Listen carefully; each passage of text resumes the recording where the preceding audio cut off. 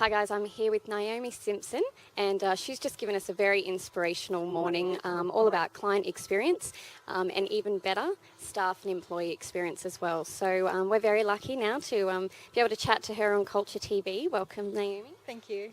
So what I really loved at the beginning of your presentation, which really caught my ears, was you said hope is not a strategy. And that for me was, that just nailed it. And I think particularly in our industry where we rely a lot on creativity to build our business, and we tend to neglect the business side of our business and sometimes the staff, that for me really nailed it. And obviously that was something that you realised early on in your business. Can you tell us a little bit more about when that realisation struck and how you got out of that? We all hope, wish, plan that everything is going to be fantastic in the day, and sometimes things don't work out as you plan them to. But really, you've got to have a very strong sense of where you are going and absolutely stick to that.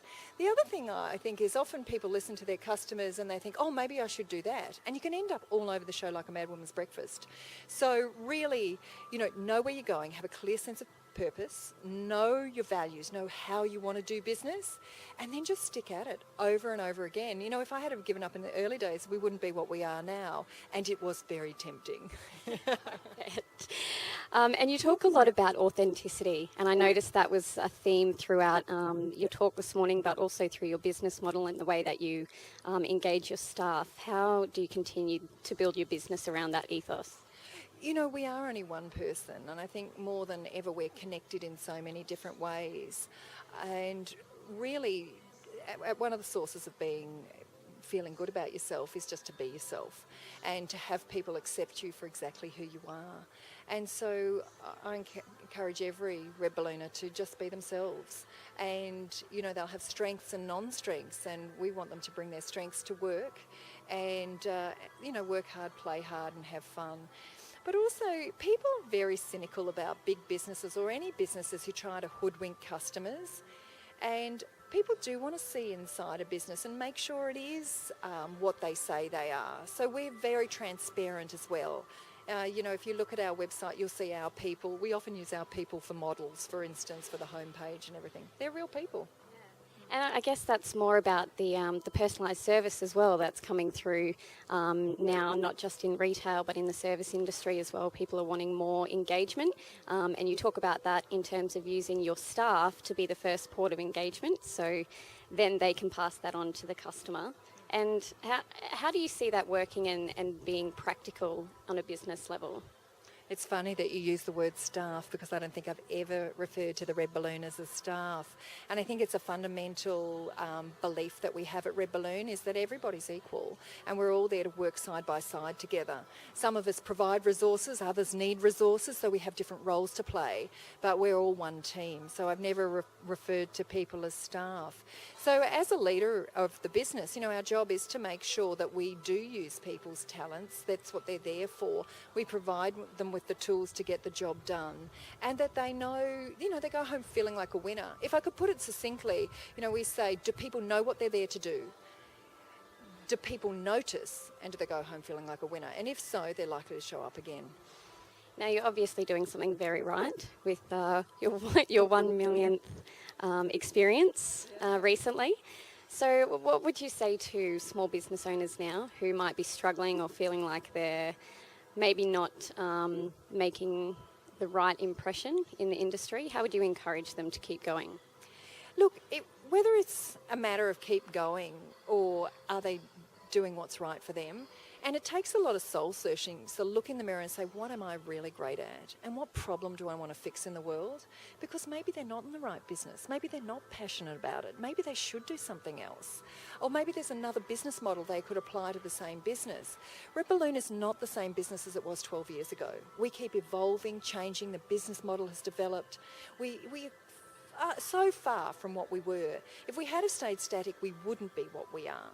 So I'd say to anybody, keep reading, keep learning, discover what you're passionate about, and be really straight with yourself. We kind of often kid ourselves along, oh, I'll be all right, tomorrow will be better. Sounds like a hope strategy to me, and it's not a long-term one.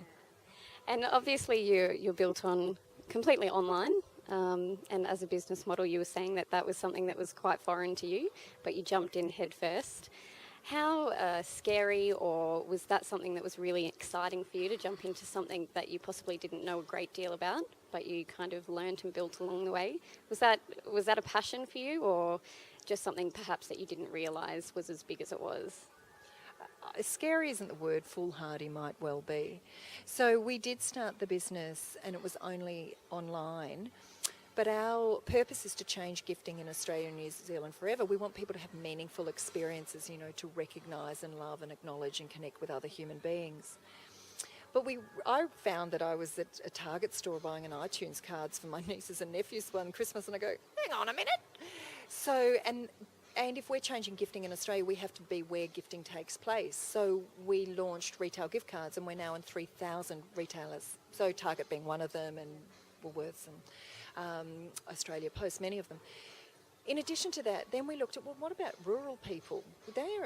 That's Australia, very Australia, and we don't have experiences in all those places. So then we launched Experiences in a Box. So a lot of our innovation and evolution has come from our sense of purpose. We're changing gifting in Australia forever. So what else do we need to do to make sure we're fulfilling on that promise? And that's part of the listening and responding that you were talking about as well, which is also a very strong part of your business. And you apply that through various avenues, obviously, like you were just talking about. Is there a way that you see that transferring directly into, say, a salon business? Absolutely. In fact, I'm quite envious of anybody in a salon business because I don't have the intimate customer relationships that they do. Every day you get to make somebody feel fabulous. Well, transform how they look. I know myself, every time I get my hair done, I feel completely human, whereas I might not when I arrive. So I'm quite envious of that. And the other thing that any salon would have is a retail presence, of which I don't have either. So if you want to go to Red Balloon, you want to really go to Red Balloon, you have to either see us in store, but go there. We don't own that retail space, or you have to go online. So I would argue that really listening and responding is far easier in a salon. But, you also don't want to be like a leaf in the wind, because one person will say, oh, you should provide coffee, and the other person will say, oh, so glad that you only have tea, whatever it is, something silly. So you can't be all things to all people. You've got to know what you stand for, and people will come to you because of what you stand for, because that's what they believe in too. And you won't be all things to all people, but making a stand and a commitment, and listening to those around you who can support you with that. But it doesn't mean if somebody of a different demographic walks in and goes, oh, you don't do a blue rinse, we go, oh, we should do a blue rinse. That's not it at all. What do you stand for, and listen inside of that. Acknowledging people for making a contribution is really important as well. So sometimes people will make a suggestion and you have no intention of executing it because either you've done it before, or it's a really silly idea, or they don't understand your business. But still, to acknowledge them and thank them for the time and effort it took to make that suggestion, it's kind of curious. People tell me how to run my business. They go, oh, you should do blah, blah, blah. They go, oh, thank you. It's a lovely idea. Appreciate your time and effort in doing that. But obviously I know the industry pretty well, and so I think it's important to acknowledge people for their contribution, but you don't have to listen to everybody. So it comes back to that authenticity, brand values, and where you stand and what's good for you. Perfect. Thank you so much for your time. It was great to get that insight. So enjoy the rest of your time in Phuket. I will. All 4 minutes of it. Thank you.